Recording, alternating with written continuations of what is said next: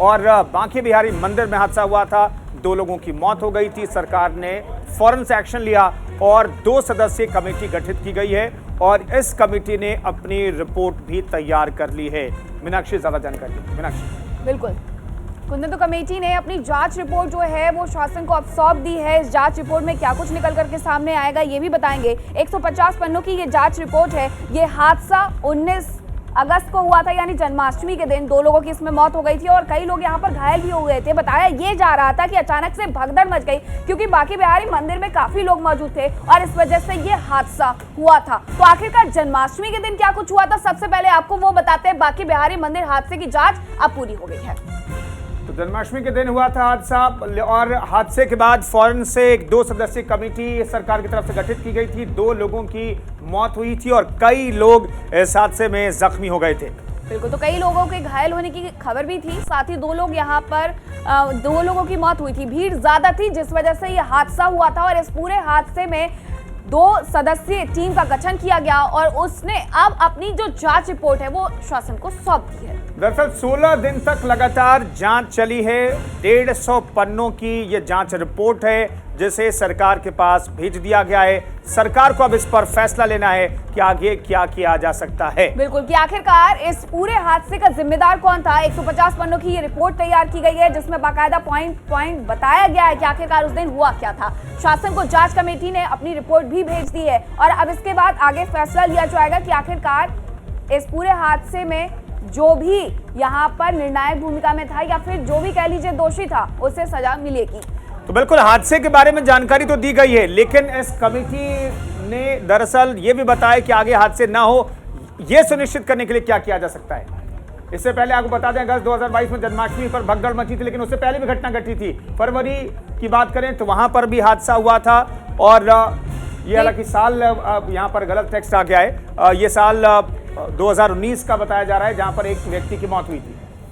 और बात करेंगे बांके बिहारी मंदिर में चोरी की घटनाएं भी होती रही हैं। साल 2018 में 63 मामले यहां पर दर्ज किए गए थे। इन 63 मामलों में चोरी की घटनाएं दर्ज की गई थी। 2019 में 73 मामले दर्ज किए गए थे। ये चोरी की घटनाओं का जिक्र हम कर रहे हैं, तो वहां पर जो भी घटनाएं हो रही हैं उस पर ये कमेटी ने फोकस किया है, उस पर जांच रिपोर्ट तैयार की है। बिल्कुल, साल 2020 में 19 मामले यहां पर दर्ज किए गए थे और इस तरीके से बांके बिहारी मंदिर में ये घटनाएं होती रही हैं। साल 2021 में भी 39 मामले यहां पर दर्ज किए गए थे। बिल्कुल, तो बांके बिहारी मंदिर में हुए हादसे की जांच के लिए फौरन से शासन ने कमेटी गठित की है। उस कमेटी ने जांच पड़ताल की है और इस पर फोकस किया है कि आगे इस तरह के हादसे न हो बांके बिहारी मंदिर में। यह सुनिश्चित करने के लिए कमेटी ने काम किया है।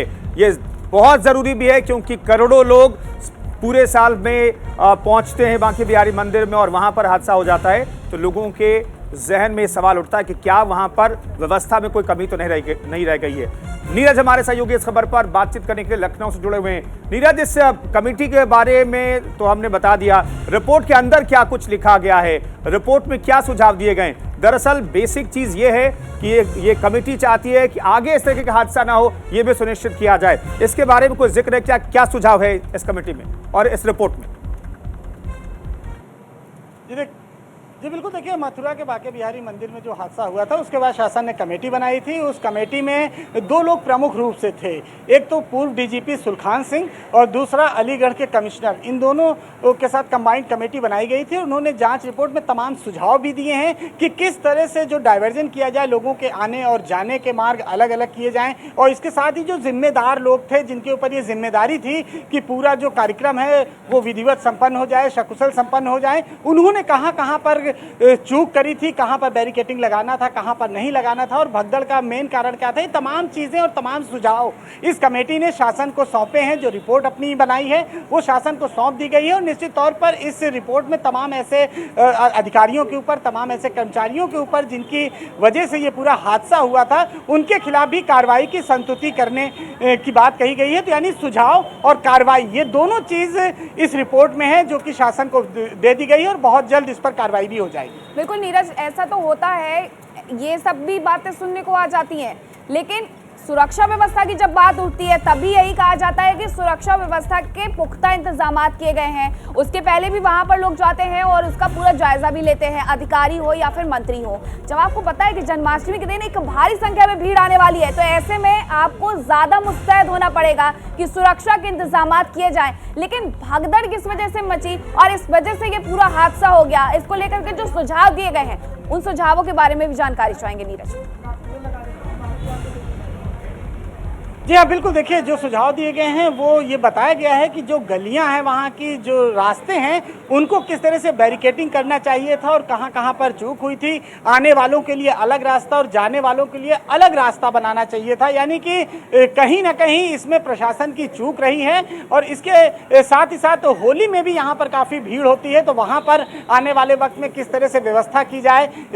जो कृष्ण जन्मस्थान है वहाँ पर लोगों की आस्था जुड़ी है और जब कार्यक्रम होता है तो जो प्रशासन जिस तरह से भीड़ का आकलन करता है उससे कहीं ज़्यादा भीड़ हो जाती है। तो लिहाजा प्रशासन को भी चौकन्ना रहना होगा कि जो आकलन करे वो सही रिपोर्ट दे। जो LIU है उसने कहीं ना कहीं लोकल इंटेलिजेंस यूनिट ने जो रिपोर्ट दी थी वो मैच नहीं कर रही थी। यानी जितने लोगों की आने की संभावना थी उससे कहीं ज़्यादा लोग आए और वो देर तक रुके। और भगदड़ का जो मेन कारण था वो भीड़ थी और भीड़ की बैरिकेटिंग कहाँ से भीड़ को आना था और कहाँ से निकलना था। यानी अगर इसके अलग अलग रास्ते होते तो निश्चित तौर पर हादसा टाला जा सकता था, लेकिन ऐसा नहीं था। तो तमाम चीज़ों को इस रिपोर्ट में शामिल किया गया है। सुझाव के साथ साथ जो दोषी अफसर हैं उन पर कार्रवाई की भी बात इस रिपोर्ट में कही गई है। क्या नीरज कहें कि इस रिपोर्ट के बाद स्ट्रक्चरल चेंजेस भी देखने को मिलेंगे? मंदिर के अंदर तो नहीं, मंदिर में बहुत ज़्यादा बदलाव नहीं कर सकते, लेकिन आने जाने के रास्ते तो तय करना पड़ेगा। कमेटी के दोनों सदस्यों ने मंदिर के आसपास के इलाकों का भी दौरा किया। वहां पर बताया जाता है कि करीब करीब 1000 लोगों ने मौखिक और लिखित तौर पर भी सुझाव दिए हैं, उसको भी शामिल किया गया है। तो क्या कहें कि मंदिर को आने और जाने के रास्ते को भी और चौड़ा और बेहतर करने की कोई कवायद की जा सकती है आने वाले वक्त में? जी बिल्कुल। देखिए, जिस तरह से इस कमेटी ने अपनी रिपोर्ट सौंपी है शासन को और जिस तरह से हादसा हुआ वो काफ़ी दुखद हादसा था। और जब भीड़ आती है, यानी जब मॉब आती है तो उसको कंट्रोल करना बहुत मुश्किल हो जाता है। सभी जयकारे लगा के आगे बढ़ने की कोशिश करते हैं और जल्द से जल्द दर्शन कर कर वो निकलना चाहते हैं। तो उसी जल्दबाजी के कारण ये हादसा हुआ और कहीं ना कहीं जो लोकल प्रशासन था उसकी भी चूक इसमें सामने आई है। तो तमाम चीज़ों को इस रिपोर्ट में दर्शाया गया है और किस तरह से आने वाले भविष्य में हादसों को टाला जा सके, ये तमाम बातें विस्तृत तौर पर शासन को सौंप दी गई है। अब शासन उस पर क्या निर्णय लेता है ये आने वाले वक्त में पता चलेगा, लेकिन इतना जरूर है कि इस रिपोर्ट को अगर लागू किया जाएगा तो निश्चित तौर पर आने वाले वक्त में हादसों में कमी आएगी। बहुत शुक्रिया नीरज आपका तमाम जानकारी के लिए।